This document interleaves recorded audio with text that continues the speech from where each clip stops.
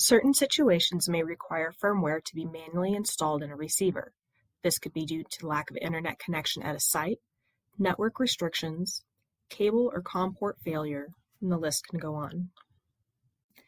To perform this operation, open Trimble Installation Manager, select Receiver Type from the left-hand column.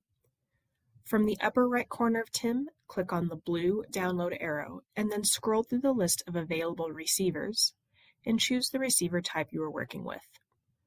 From the version drop-down box, select the desired firmware, then click the download button. Select where on your computer to save the file, then hit OK.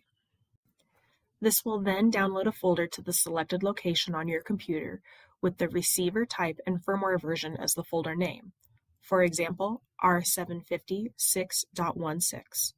Within this folder is the firmware TIMG file. With this downloaded, connect to the receiver web UI and navigate to the firmware menu. Here, select Choose File, navigate to the location where the file was previously saved, select the firmware file, then click Install New Firmware. The receiver will now install the selected firmware version and reboot upon completion. Please note, this is subject to applicable firmware warranty dates.